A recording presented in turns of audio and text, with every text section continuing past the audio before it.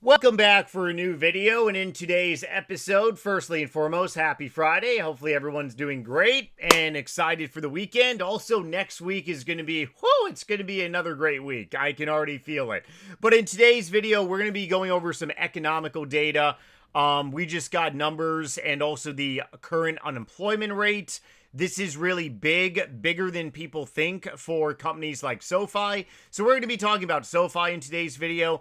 Then I do want to respond to this article that did come out yesterday. AMD has flipped NVIDIA, time to sell. Rating downgrade. I want to respond to this. And then I also want to give some insight on AMD to host annual meeting of stockholders. That's going to be coming up soon, I believe May 13th, which is also next week as well. If you are new here and you enjoy my videos, my content, also police sirens going off in the background. Sorry, my house is on a busy road. Definitely smash the like button and click the subscribe button, which is entirely free. Let's help grow this channel. I will be advertising this YouTube channel among my other channels here on YouTube. So if you are a daily viewer of mine, Monday through Friday, I tend to put out videos. We're going to be getting a bunch of new stock-loving baboons probably in the very near future. So firstly and foremost, I talked about this in yesterday's video. Unemployment rate came in line. So it's good that it came in line, 4.3%. It's definitely not like the best unemployment rate in the sense that, firstly, understand that these numbers here, they're very wonky. Okay, always take these numbers with a grain of salt because really they are survey based, and a lot of things that don't really go into them, like for example, if someone has theoretically been unemployed for an extended period of time, they're not really counted on these numbers. You don't believe me? Definitely look that one up. It will go ahead and blow your mind when you actually learn how these numbers are truly calculated. So, for all we know, the unemployment rate could very well be in America like maybe close to 10%. Because just because you've been without a job for X amount of years, maybe, you may not be counted on these numbers here. Now, why do these numbers really matter, though? Because they matter when it comes for rate cuts, okay? Definitely matter for rate cuts. And it's going to be a tool that our new Fed governor is going to be using to really be pushing a lower rate cut monetary policy. Now, the new Fed governor is very much in favor of rate cuts. Obviously, he's not looking to send rate cuts like soaring to pretty much nothing. That would be also very bad, in my opinion. And many people have that opinion too, because it would mean that we're pretty much like in a recession. But should the interest rates come down a little more than where they are currently right now? Is the Fed's fund rate too high? The answer is yes. The Fed's fund rate has been high.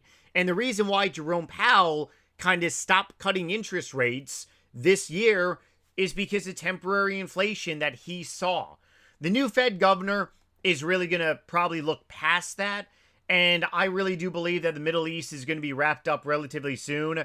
So we have oil come back down because oil is still relatively on the higher side, $94 a barrel. We have oil come down to potentially maybe below 80, back trending to the 70 range.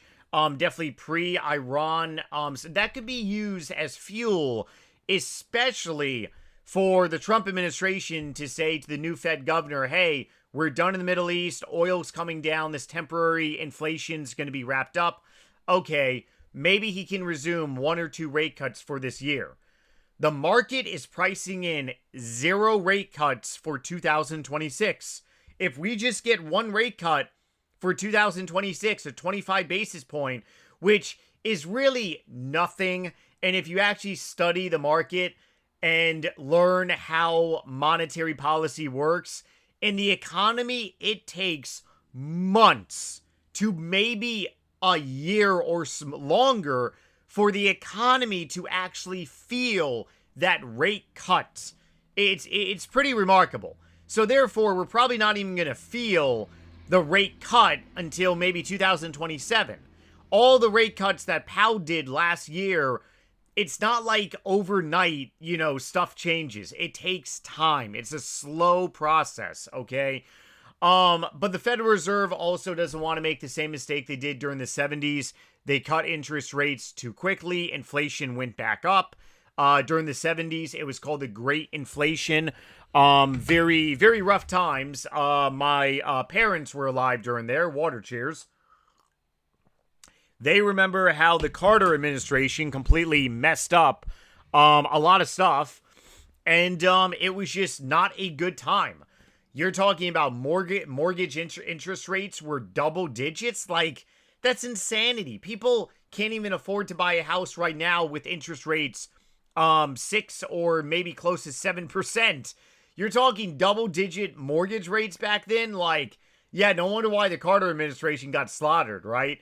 But still, these numbers right here, the market is definitely responding in a little bit of a negative manner, but the new Fed governor is not on deck just yet. He's going to be doing a lot more speaking and talking, so next week is going to be huge. Double, huge per se. So that's economical data. So I want to respond to this article right here. Now understand that these are articles, and you got to take these with a grain of salt. Always do your due diligence. But pretty much AMD has flipped NVIDIA. What does that pretty much mean just from the title of this article? Well, it basically pretty much comes with a thesis, a bullish thesis, that NVIDIA is going to be slowing down with especially their growth rates. It doesn't mean NVIDIA is not a great company. It doesn't mean NVIDIA is not a top banana. It just means that, hey, AMD is going on a tear. And something very interesting is happening where AMD's CPU and GPU is just really experiencing a surge. Now, this is something that a lot of people don't really understand when they first get into companies that are very much chip-based, like NVIDIA, AMD, Intel, basically pretty much semiconductor stocks. Semiconductor companies, rather, per se. There are different type of chips for different uses. AMD, you got gaming, okay? I honestly have always preferred Intel for my like CPU, just because I used to build computers as a side hustle in high school many years ago. You're talking back in like friggin' 2000. Oh boy, 2003, 4, 5, and 6. Crazy. I'm about to be 38 next month, June 25th, baby. 37 right now. But the thing about it, oh boy, excuse me. I also keep things real on this YouTube channel. What the hell is going on? Water cheers galore. Oh man. I honestly just prefer Intel. Oh man, I'm so sorry. Oh, what is going on, man? Oh, okay, maybe I should edit this one out. Maybe AMD is attacking my respiratory system right now. Weather has been pretty wonky. Very humid, but very dry throat. Yeah, AMD probably just pretty much attacked my respiratory system. I have always been very Intel-based. Intel-based NVIDIA GPU, graphics card. Now, AMD, they're seeing a surge across the board of just everything. And this is the reason why the stock is just going bananas, is because it's the guidance. The guidance is similar to what Jensen gave during their epic run of NVIDIA. We're seeing a lot of the same similarities as NVIDIA back in 2022 and 23. The guidance is just crazy. Now, Lisa Su, she sandbags, so if she's saying 35% annually, it could very much be greater and greater and greater and greater and greater. AMD has gone up more this year than Nvidia. That's huge. On a 1-year time frame, AMD has gone up more than Nvidia. So if you made money through Nvidia through 2022, 23, 24, well, AMD is going up faster than Nvidia. If you are a growth investor, it's common sense. Which one would you rather pick? AMD or Nvidia? AMD is in a growth cycle. Nvidia, they're still growing, but they're not getting these crazy growth rates, okay? So I'm going to go ahead. Oh, man. I don't know what the hell is going on right now. Like seriously, I'm getting attacked by AMD. AMD, I love you. I own so many shares of you. Stop attacking me.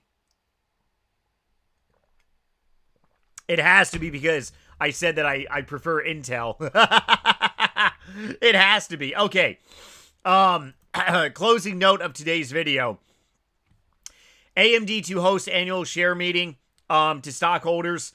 This is going to be on May 13th. So the stock is definitely pumping right now.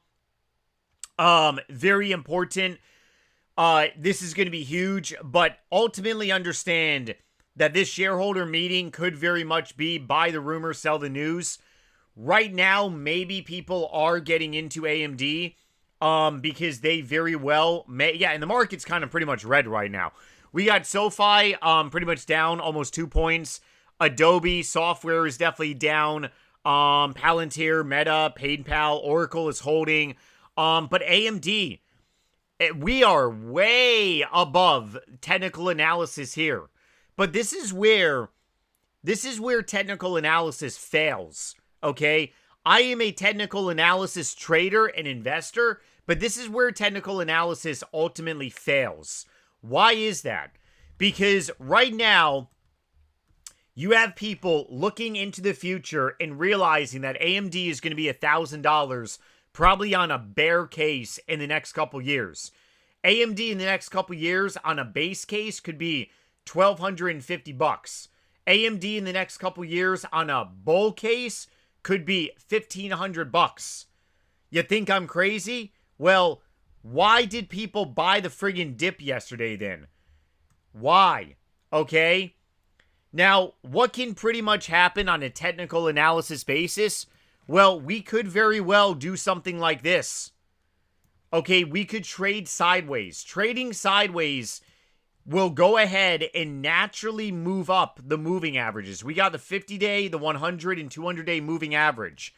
When you go ahead and trade sideways, you allow the moving averages to move up. We need the moving averages to move up. So in my personal opinion, AMD is probably going to trade maybe between like 450 to maybe like, I want to say, it very well could maybe like 380. So we have a range, and we're probably going to be range bound maybe all throughout this quarter into next quarter. And then maybe we're going to push up higher. But the moving averages on the technical analysis, they do need to consolidate. It's not bad. Okay, think about the future. I have AMD shares loaded out of the friggin' wadzoo. I've been buying AMD since it was below $100. Okay? Very bullish on AMD. But I'm also a realist. And the realistical look of AMD on the charts is that it's overbought. It is straight up overbought.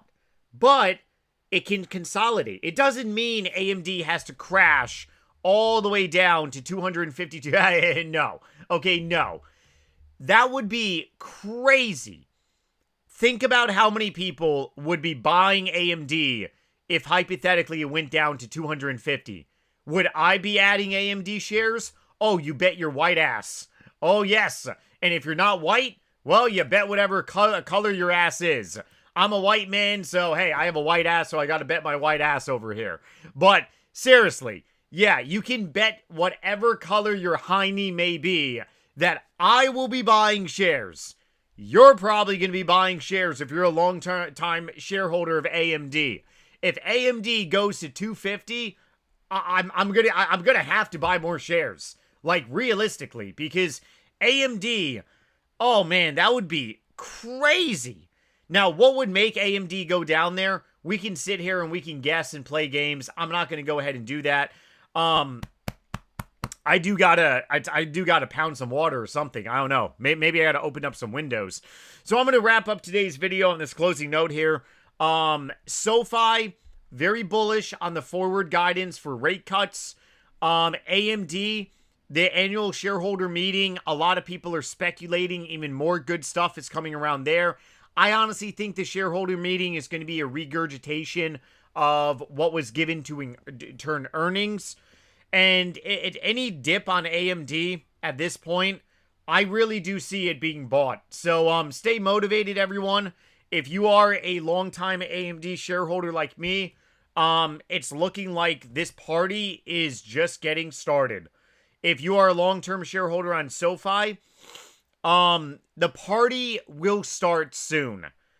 Be patient, ignore the noise. We just got to stay motivated and remember why you got into these stocks. All right, good vibes all around. I'll see you all on Monday and later.